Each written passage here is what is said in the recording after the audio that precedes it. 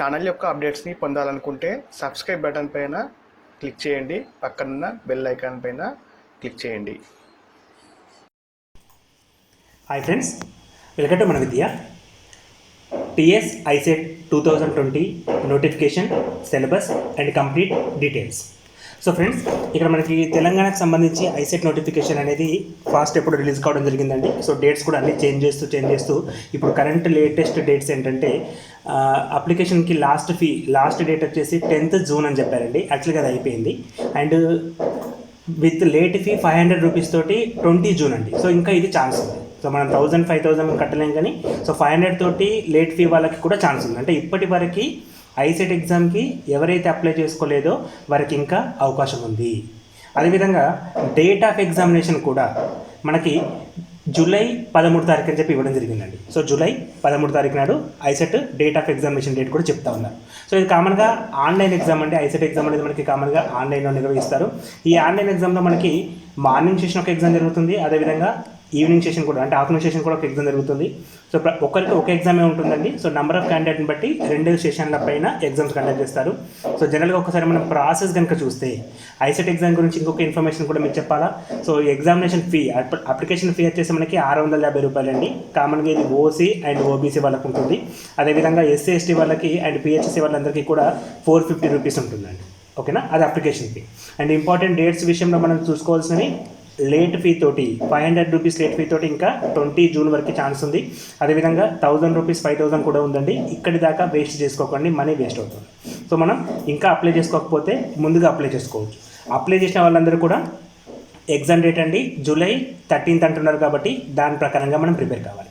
So ఇప్పుడున్న సిచ్యువేషన్లో exam అనేది ఎంతవరకు జరుగుతుందని చెప్పి ఆలోచించకుండా, ఎగ్జామ్ ఒకవేళ 13th జూలై నాడు జరిగితే మనం ఏ విధంగా రాయగలుగుతాం అనే విషయం పైన మనం ఫోకస్ చేసుకోవాలి. అంటే బిఫోర్ 13th లోపే మనం ప్రిపరేషన్ అనేది కంప్లీట్ చేసుకుని ఉండాలండి. సో ఎగ్జామినేషన్ సెంటర్స్ కూడా రీజనల్ సెంటర్స్ అన్నీ ఇచ్చారండి. For example Adilabad, Hyderabad, Karimnagar, Khammam, Nalgonda, Siddipet, Mahabubnagar. So regional centres అన్నీ ఇచ్చారు కాబట్టి ఎటువంటి ప్రాబ్లం ఉండదు. మ్యాక్సిమం ఎగ్జామ్ కండక్ట్ చేయడానికి ఎక్కువ ఛాన్స్ ఉంటుంది. అయితే ఇక్కడ రాసే వాళ్ళ సంఖ్య కూడా చాలా తక్కువ ఉంటుంది, కాబట్టి ఎగ్జామినేషన్ జరుగుతుందని మనం భావించాలి. ఓకే, సో నోటిఫికేషన్ వివరాల్లో అంటే మనకి సిలబస్ గురించి డిస్కస్ చేయాల్సిన అవసరం ఉంటుందండి. సో నోటిఫికేషన్ ముఖ్యమైన అంశాలు మనకి ఏం చెప్తాం, ఫీ అనేది కావచ్చు, డేట్స్ కావచ్చు, ఎగ్జామినేషన్ సెంటర్స్ కావచ్చు, ఎగ్జామినేషన్ డేట్ అండ్ టైం కావచ్చు. సో ఇది మనకి నోటిఫికేషన్లో చూస్తాం. కానీ సిలబస్ విషయానికి వచ్చేసరికి, సో ఒక్కసారి మనం ఐసెట్ ఎగ్జామ్ ప్యాటర్న్ గమనిస్తే మొత్తంగా 200 మార్క్స్ ఉంటాయండి. మొత్తంగా మనకి ఐసెట్ ఎగ్జామ్లో 200 మార్కుల పేపర్ అండి. ఈ 200 మార్కుల పేపర్లో 200 క్వశ్చన్స్ ఉంటాయండి. 200 క్వశ్చన్స్ ఉంటాయి. అదేవిధంగా టైం వచ్చేసి 150 నిమిషాలండి. 150 నిమిషాలు. ఇంతకుముందుకు చూసాం మార్నింగ్ సెషన్, ఈవినింగ్ సెషన్ అని. మార్నింగ్ సెషన్ అయితే 9:30 నుంచి 12 వరకు అని, ఈవినింగ్ సెషన్ కూడా మనకి 2:30 నుంచి 5 వరకు అని. అంటే 2.5 గంటలండి. 2.5 అవర్స్ అని ఎగ్జామ్ ఉంటుంది. ఈ 2.5 అవర్స్ అంటే 150 నిమిషాలు మనకి ఎగ్జామ్ ఉంటుంది. ఇక్కడ కూడా చూసుకోవచ్చు మీరు. Number of questions 200, total marks 200, time వచ్చేసి 150 మినిట్స్.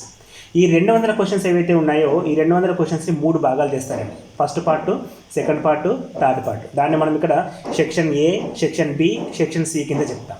సో ఫస్ట్ పార్ట్ వచ్చేసి మనకి అనాలిటికల్ ఎబిలిటీ, అంకగణిత సామర్థ్యం తెలుగులో యాక్చువల్గా అయితే. సో ఈ అనాలిటికల్ ఎబిలిటీలో మనకి 3 భాగాలు ఉంటాయండి. సో జనరల్గా 3 భాగాల కింద డివైడ్ చేస్తాడు. సో ఈ అనాలిటికల్ ఎబిలిటీ ఏదైతే ఉందో ఇక్కడ మనకి 75 మార్కులు ఉంటాయండి. అదేవిధంగా నెక్స్ట్ మనకి అర్థమెటిక్ అండ్ రీజనింగ్ కలిపి 75 మార్క్స్ ఉంటాయి. అండ్ థర్డ్ పార్ట్ వచ్చేసి ఇంగ్లీష్ కమ్ టర్మినాలజీ పైన కొంచెం ఉంటుందండి, అది కూడా ఎక్స్ప్లెయిన్ చేస్తాను నేను. అక్కడ 50 మార్కులు ఉంటాయి. అంటే మొత్తంగా 75 + 75 + 50 which is equal to 200 marks ఉంటాయండి.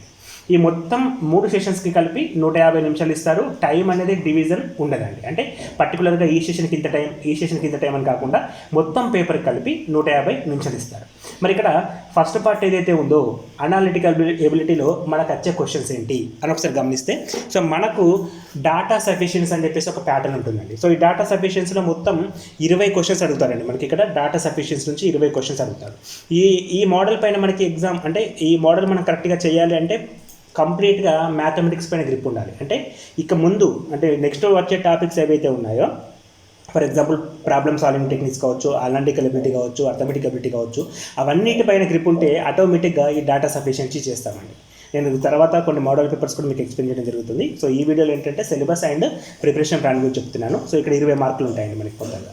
అదేవిధంగా మిగిలిన వాటిలో అంటే మనకి ప్రాబ్లమ్ సాల్వింగ్ టెక్నిక్స్లో సీక్వెన్స్ అండ్ సిరీస్ అని చెప్పేసి మనకి సిరీసెస్ ఉంటాయండి. సో ఇక్కడ సిరీసెస్ పైన మనకి కంప్లీట్గా 10 మార్కులు ఉంటాయండి. సో ఇందులో కూడా నేను చెప్తాను చూడండి, ఎక్కడి నుంచి ఎన్ని మార్క్స్ వస్తే క్లియర్గా ఇస్తాను. డాటా సఫిషియన్సీ నుంచి 1 to 20 క్వశ్చన్స్ ఉంటాయండి. ఓకే, నెక్స్ట్ మనకి 21 నుంచి 30 క్వశ్చన్స్, 21 నుంచి 30 క్వశ్చన్స్ అనాలజీ పైన క్వశ్చన్స్ ఉంటాయండి. సో అనాలజీ వచ్చేసి మనకి సేమ్ సారూప్యత అని చెప్పి అంటాం, యాక్చువల్గా తెలుగులో అయితే సారూప్యత అంటాం. సో దాని ప్రకారంగా ఇక్కడ మనకి ఉంటుందండి సీక్వెన్సెస్ సిరీస్లో మనకి 1 of the పార్ట్ అనమాట.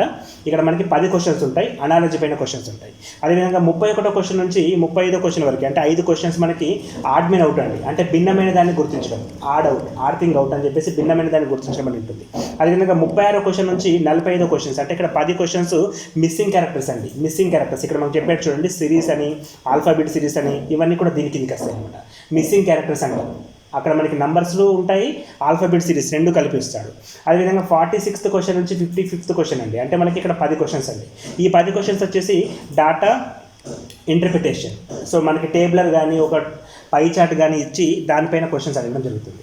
అదేవిధంగా 56 నుంచి 65 క్వశ్చన్స్ అంటే మళ్ళీ 10 క్వశ్చన్స్ అండి. ఇవి కోడింగ్ అండ్ డీకోడింగ్ పైన ఉంటాయి. కోడింగ్ అండ్ డీకోడింగ్ ఇక్కడ ఇచ్చారు చూడండి, వీటిపైన 10 క్వశ్చన్స్, వీటిపైన 10 questions and date time arrangements పైన కూడా ఒక 10 క్వశ్చన్స్ ఉంటాయండి. ఈ 30 క్వశ్చన్స్ పోతే, ఈ 20 క్వశ్చన్స్ పోతే 50 అండి. మిగిలిన 25 క్వశ్చన్స్ మనకి ఇక్కడ నుంచి వస్తాయి ఈ పార్ట్ అండి. సో ఈ పార్ట్ మొత్తం కూడా 25 క్వశ్చన్స్ ఉంటాయి. 30 నుంచి 55, 31 నుంచి 55, 25 క్వశ్చన్స్ ఉంటాయి. అవన్నీ కూడా ఈ సీక్వెన్స్ సిరీస్ నుంచి అడుగుతాడు. సో అందులో కూడా ఏ టాపిక్ నుంచి ఎన్నొస్తాయి కూడా నేను లిస్ట్ అవుట్ చేసి చెప్తున్నానండి. సో మొత్తంగా మనకు 75 మార్కులు ఫస్ట్ సెషన్ నుంచి అడగడం జరుగుతుంది. అదేవిధంగా సెకండ్ సెషన్ కనుక ఒకసారి చూస్తే మనకి అర్థమెటిక్ ఎబిలిటీ అంటాం. సో అర్థమెటిక్ ఎబిలిటీలో దీన్ని మనం మ్యాథమెటికల్ ఎబిలిటీకి యాక్చువల్గా నేమ్ పెట్టాము. సో 2 భాగాలు ఉంటాయి ఇందులో, ఒకటి అర్థమెటిక్, ఒకటి రీజనింగ్ అండి. సో అర్థమెటిక్ వచ్చేసి ఇక్కడ మనకి మొత్తం 75 క్వశ్చన్స్, 75 మార్కులు కదా. సో అర్థమెటిక్ ఎబిలిటీలో మనకి 35 మార్కులు ఉంటాయండి. సో క్వశ్చన్ నెంబర్ 76 నుంచి క్వశ్చన్ నెంబర్ 110 వరకు, క్వశ్చన్ నెంబర్ 76 నుంచి క్వశ్చన్ నెంబర్ 110 అంటే 35 క్వశ్చన్స్ ఉంటాయండి. ఈ 35 క్వశ్చన్స్ కూడా ఇక్కడ ఇచ్చిన టాపిక్స్ ఏవైతే ఉన్నాయో, law of indices, ratio proportion, నిష్పత్తి అనుపాతం, సడ్స్, కరణులు, నంబర్స్ అండ్ డివిజిబిలిటీ, భాగాహార నియమాలు, నంబర్స్, కాసాగు గాసాబా, రేషనల్ నంబర్స్, ఆర్డరింగ్, పర్సంటేజ్, శాతాలు, ప్రాఫిట్ అండ్ లాస్, లాభ నష్టాలు, పార్ట్నర్షిప్స్, భాగస్వామ్యాలు, pipes and cisterns, time and distance, కాలము పని, కాలము దూరము, areas and volumes, mensuration, modular arithmetic. So ఈ టాపిక్స్ నుంచి 35 క్వశ్చన్స్ అడుగుతారండి. తర్వాత వచ్చేసి మనకి ఆల్జిబ్రా అండ్ జామెట్రీ, ఈ రెండు కలిపి మనకి 30 మార్కులు ఉంటాయండి. సో ఈ రెండు కలిపి మనకి 30 మార్కులు ఉంటాయి. ఇందులో మనకి స్టేట్మెంట్స్, ట్రూత్ టేబుల్స్ ఉంటాయి చూడండి 10th క్లాస్లో. సో స్టేట్మెంట్స్ అంటే ట్రూత్ టేబుల్స్ నుంచి మొదలుకొని మనకి ట్రిగోనోమెట్రీ కాన్సెప్ట్స్ కావచ్చు, అదేవిధంగా geometry concepts, 2 dimensional 3 dimensional diagrams కావచ్చు, అదేవిధంగా ఆల్జిబ్రా కాన్సెప్ట్స్ అనేటువంటి బైనామియల్ థియరం కావచ్చు, మ్యాట్రిక్సెస్ కావచ్చు, లిమిట్స్ అండ్ డీవియేషన్స్ కావచ్చు, ఇవన్నీ కాన్సెప్ట్స్ కలిపి ఒక 30 క్వశ్చన్స్ ఉంటాయండి. ఇవి కూడా ఒక 30 క్వశ్చన్స్ ఉంటాయి. అదేవిధంగా థర్డ్ థింగ్ అండి, సో స్టాటిస్టికల్ ఎబిలిటీ, సాంఖ్యక శాస్త్రం, ఇక్కడ మనకి 10 క్వశ్చన్స్ ఉంటాయండి. ఇక్కడ మనకి 10 క్వశ్చన్స్. సో ఫస్ట్ దాంట్లో 35, సెకండ్ దాంట్లో 30, తర్వాత 10 క్వశ్చన్స్ అండి. ఇక్కడ మనకి కామన్గా ఫ్రీక్వెన్సీ డిస్ట్రిబ్యూషన్ టేబుల్స్ కావచ్చు, మీన్, మీడియన్, మోన్, అంక మధ్యమము, బాహుళకము, అదేవిధంగా అంక మధ్యమం అని చెప్పేసి ఉంటాయి చూడండి. అదేవిధంగా స్టాండర్డ్ డీవియేషన్ అని, కోరిలేషన్ కాన్సెప్ట్స్ అని, ఇవి మనకి ప్రాబబిలిటీ క్వశ్చన్స్ కొన్ని కూడా ఉంటాయి. మొత్తంగా 10 క్వశ్చన్స్ ఉంటాయండి. సో ఇక్కడ మేజర్గా ఈ కాన్సెప్ట్లో 75 క్వశ్చన్స్లో 2 భాగాలుగా చేశాడు, 3 భాగాలుగా చేశాడు. ఒకటి 35 మార్కులకు, ఒకటి 30 మార్కులకు, ఒకటి 10 మార్కులు అండి. సో ఈ కాన్సెప్ట్స్ అన్ని కూడా జనరల్గా మనకి మ్యాథమెటికల్ ఎబిలిటీ కింద కవర్ అవుతాయి. అదేవిధంగా 3వ టాపిక్ కూడా చూద్దామండి. సో 3వ టాపిక్ వచ్చేసరికి మనకి జనరల్ ఇంగ్లీష్ అని చెప్పనొచ్చు. సో కమ్యూనికేషన్ ఎబిలిటీ అని చెప్పి ఇచ్చాడు పేరు. సో ఇక్కడ కూడా మనకి 4 పార్ట్స్ చేశారండి, part 1, part 2, part 3, part 4. So ఒకాబులరీలో మనకి అడిగే క్వశ్చన్స్ ఏంటంటే జనరల్గా మనకి 1 వర్డ్ సబ్స్టిట్యూషన్ కావచ్చు, యాంటోనిమ్స్ కావచ్చు, సినోనిమ్స్ కావచ్చు. సో పర్యాయ పదాలు, వ్యతిరేక పదాలు, అదేవిధంగా 1 word substitution, suitable words. So ఇక్కడ మనకి ఇటువంటి క్వశ్చన్స్ వచ్చేసి 10 మార్కులు ఉంటాయండి. సో 10 క్వశ్చన్స్ ఉంటాయి. ఓకేనా, ఒకాబులరీ పైన 10 క్వశ్చన్స్ అడుగుతాడు. అదేవిధంగా బిజినెస్ అండ్ కంప్యూటర్ టెర్మినాలజీ అంటే సింపుల్గానే ఉంటాయండి ఈ క్వశ్చన్స్ అనేవి. ఇక్కడ కూడా ఒక 10 మార్కులు 10 క్వశ్చన్స్ అడుగుతాడు. అండ్ ఫంక్షనల్ గ్రామర్ అండి. సో ఇక్కడ మనకి గ్రామటికల్ పార్ట్స్ ఆఫ్ స్పీచ్ నుంచి క్వశ్చన్స్ అన్ని కూడా ఫామ్ అవుతాయి. సో ఇవి మనకి 15 వరకు ఉంటాయండి. ఇవి మనకి 15 వరకు ఉంటాయి. అదేవిధంగా రీడింగ్ కాంపిటీషన్ కింద 3 ప్యాసేజ్లు ఇస్తారండి. ఒక్కొక్క ప్యాసేజ్కి 5 మార్కులు చొప్పున 3 × 5 15 క్వశ్చన్స్ ఉంటాయండి. అంటే 15 మార్కులు ఉంటాయి. 15, 30 + 20, 50 క్వశ్చన్స్ ఈ పార్ట్లో మనకి కవర్ అవుతాయండి. సో మొత్తం ఫస్ట్ పార్ట్లో 75, సెకండ్ పార్ట్లో 75, థర్డ్ పార్ట్లో 50, మొత్తం వచ్చేసి మనకి 200 క్వశ్చన్స్ ఉంటాయి. ఇక్కడ 200 మార్క్స్ ఉంటాయి, 150 మినిట్స్ ఉంటాయి. అయితే చాలా మందిని కూడా ఇబ్బంది పెట్టే అంశం ఏంటంటే ఈ ఐసెట్ ఎగ్జామ్ అనేది జనరల్గా మనం MBA మరియు MCA రెండింటి కోసం చేస్తామండి. MBA మరియు MCA కోసం చేస్తాము, కామన్ ఎంట్రన్స్ టెస్ట్ అని చెప్పి అంటాము. సో ఇక్కడ ఈ MBAకి వచ్చేసి రాసే అభ్యర్థులు ఎవరైనా కూడా అంటే డిగ్రీ ఏ అభ్యర్థి అయినా కూడా రాసుకోవచ్చు అండి. For example BA, BSc, BCom. So ఎవరైనా కూడా MBAకి అప్లై చేయొచ్చు. అదేవిధంగా MCAకి కూడా ఈ మూడిట్లలో అంటే BA, BSc, BCom ఎవరైనా అప్లై చేయొచ్చు. కానీ ఇక్కడ ఒక కండిషన్ ఉంటుంది. ఫర్ MCAకి ఒక కండిషన్ ఏంటంటే ఇంటర్మీడియట్లో అంటే 10+2లో ఖచ్చితంగా మ్యాథమెటిక్స్ ఒక సబ్జెక్ట్ అయి ఉండాలి. అంటే ఫర్ ఎగ్జాంపుల్ నేను ఇంటర్లో MPC చేశాను, తర్వాత BCom చేశాను, నేను ఎలిజిబుల్ అయ్యండి. ఓకేనా? ఇంటర్మీడియట్లో కానీ లేదా డిగ్రీలో కానీ మ్యాథ్స్ అయి ఉండాలి. డిగ్రీలో అయినా సరే అండి 10+2+3 డిగ్రీలో అయినా సరే ఇంటర్లో అయినా సరే కంపల్సరీ మ్యాథ్స్ ఒక సబ్జెక్ట్ అయి ఉండాలి. ఫర్ ఎగ్జాంపుల్ ఒక క్యాండిడేట్ మనకి ఇంటర్మీడియట్లో బైపీసీ చేశాడు, తర్వాత BSc అగ్రికల్చర్ లాంటిది ఏమైనా చూశాడు. సో తనకి MCA ఎలిజిబిలిటీ ఉండదు. MCA చేయాలంటే ఖచ్చితంగా ఇంటర్మీడియట్లో మ్యాథమెటిక్స్ ఒక సబ్జెక్ట్ అయి ఉండాలి. ఈ విషయాన్ని గుర్తుంచుకోండి. MBAకి మాత్రం అటువంటి రూల్ ఏది లేదండి. BA, BSc, BCom ఎవరైనా కూడా MBA చేసుకోవచ్చు. MCA చేయాలంటే డిగ్రీ గ్రూప్ తోటి సంబంధం లేదు. డిగ్రీలో ఏ గ్రూప్ అయినా సరే, కానీ ఇంటర్లో మాత్రం మ్యాథమెటిక్స్ ఒక సబ్జెక్ట్ అయి ఉండాలి. ఇది వాళ్ళు పెట్టిన కండిషన్ అండి. ఆ కండిషన్ వాళ్ళు అందరూ కూడా MCA చేసుకోవచ్చు, దాని ద్వారా MBA కూడా అప్లై చేసుకోవచ్చు. అయితే మేజర్ ప్రాబ్లం ఏంటంటే పేపర్ మొత్తం కూడా మ్యాథమెటిక్స్ పైన ఎక్కువ డిపెండ్ అయి ఉంటుంది. మీరు గమనించండి, కేవలం 50 మార్కులు మాత్రమే ఇంగ్లీష్ నుంచి ఇస్తాడు. సో ఇది మనకి అర్థమెటిక్ అబిలిటీ రీజనింగ్ అని చెప్పేసి మొత్తం మ్యాథ్స్ మీద ఉంటుంది. అదేవిధంగా ఇక్కడ కూడా అర్థమెటిక్, ఆల్జిబ్రా అండ్ జామెట్రీ ఇది కూడా ప్యూర్ మ్యాథ్స్ మీద వస్తుందండి. సో కాన్సెప్ట్స్ మొత్తం కూడా మ్యాథమెటిక్స్ రిలేషన్లో ఉంటాయి. సో చాలామంది అభ్యర్థులు ఏంటంటే మనకి నాన్ మ్యాథ్స్ వాళ్ళు ఎక్కువ మంది ఎగ్జామ్ రాస్తారు. కాబట్టి కొద్దిగా ఫోకస్ చేసి స్కోర్ చేయగలిగితే మ్యాక్సిమం స్కోర్ అంటే 120 వరకు ఉంటుంది. అయితే ఈ స్కోర్ కూడా నార్మలైజ్డ్ మెథడ్ ఉంటుందండి. ఈ స్కోర్ కూడా నార్మలైజ్డ్, ఎందుకంటే 2 సెషన్స్ ఉంటాయి. 2 సెషన్ అంటే మార్నింగ్ సెషన్ ఒక ఎగ్జామ్ ఉంటుంది, ఈవినింగ్ సెషన్ ఒక ఎగ్జామ్ ఉంటుంది. 2 సెషన్లో పేపర్ సేమ్ ఉండదు, కానీ ప్యాటర్న్ సేమ్ ఉంటుంది. కాబట్టి క్వశ్చన్కి సంబంధించిన స్టాండర్డ్ పైన వాళ్ళు ఒక క్యాలిక్యులేషన్ ఉంటుందండి, పెద్ద క్యాలిక్యులేషన్ ఉంటుంది. దాన్ని మనం నార్మలైజ్డ్ మెథడ్ అంటాం. సో ఆ నార్మలైజ్డ్ మెథడ్ ప్రకారం మనకి అవుట్పుట్ మార్క్స్ అనేటివి ఇస్తారు. కామన్గా ఇక్కడ నెగిటివ్ మార్కింగ్ ఉండదండి. ఈ ఎగ్జామ్లో మనకి నెగిటివ్ మార్కింగ్ ఉండదు. కానీ in the process of normalisation we may get negative marking. అంటే ఒకవేళ నార్మలైజేషన్ మెథడ్ కనుక ఫాలో అయినప్పుడు అప్పుడప్పుడు మనకి నెగిటివ్ మార్క్స్, టోటల్ మార్క్స్లో నెగిటివ్ కూడా వచ్చే అవకాశం ఉంటుంది. సో దాన్ని మనం కన్సిడర్ చేయము, అప్పుడు 0 మార్క్స్ అని చెప్తారు. అదొక పెద్ద థీరం అండి.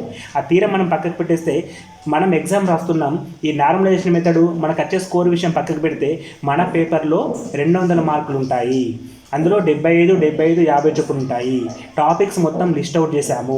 ఈ టాపిక్స్ నుంచి వచ్చే క్వశ్చన్స్ ఎట్లా అడుగుతాడు, వాటిని ఎట్లా ప్రిపేర్ కావాలి, వాటిని ఎట్లా ఆన్సర్ చేయాలి అనేది మనం నేర్చుకుంటూ చాలండి. సో ఇక్కడ ఇచ్చిన కాన్సెప్ట్స్ అన్నిటిపైన కూడా 10th లోపు సిలబస్ అండి. ఏది కూడా ఇంటర్మీడియట్ సిలబస్ ఉండదు.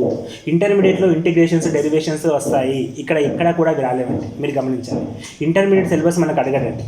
10th వరకు ఉండే సిలబస్ మాత్రమే ఈ ఐసెట్ ఎగ్జామ్లో అడుగుతాడు. కాబట్టి 10th లోపు ప్రతి ఒక్కరు కూడా మ్యాథమెటిక్స్ చదివి ఉన్నాం కాబట్టి అందరికీ ఈక్వల్ కేపబిలిటీ ఉంటుంది.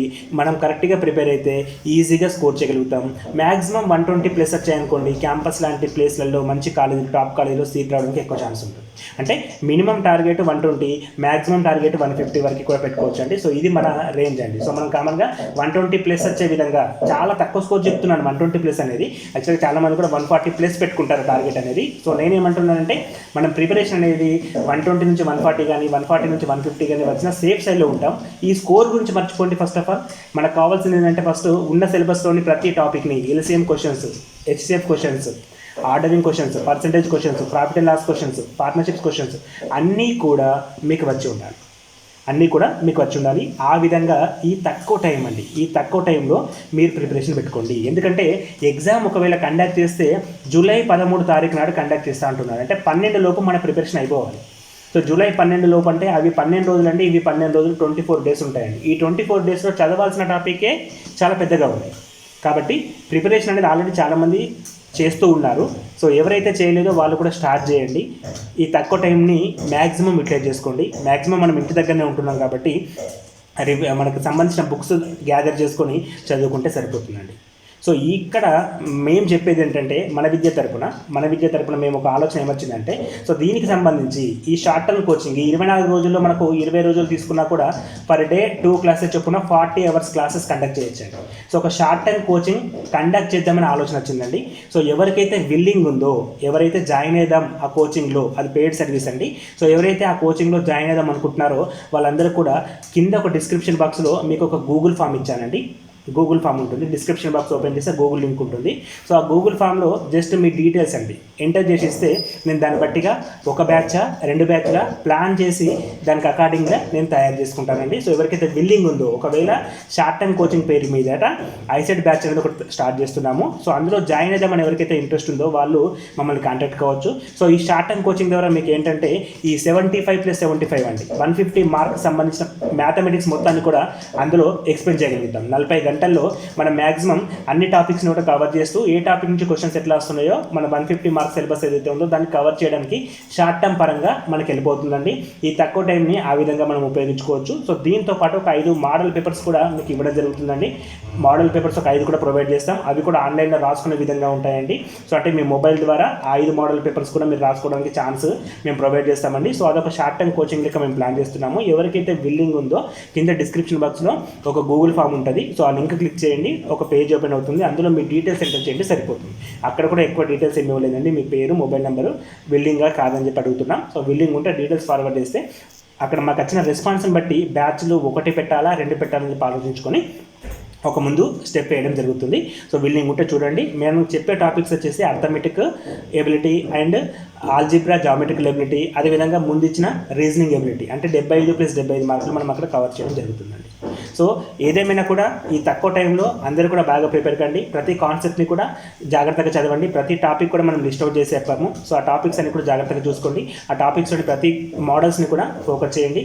ఎగ్జామ్కి తక్కువ టైం ఉన్నా కూడా ప్రిపేర్ అయ్యి మనం రాసామనుకోండి మంచి స్కోర్ మనం చేయగలుగుతాం. చాలా తక్కువ మంది సీరియస్గా ప్రిపేర్ అవుతారు. ఓపెన్గా చెప్తున్నాను, చాలా తక్కువ మంది సీరియస్గా ప్రిపేర్ అవుతారు. కాబట్టి మనం కొద్దిగా ప్రిపేర్ అయినా కూడా అంటే మనకు మంచి సీట్ రావడానికి ఛాన్సెస్ ఎక్కువ ఉంటాయండి. ఓకేనా? All the best for your exam. Thanks for watching. Thank you and all the best for your exam.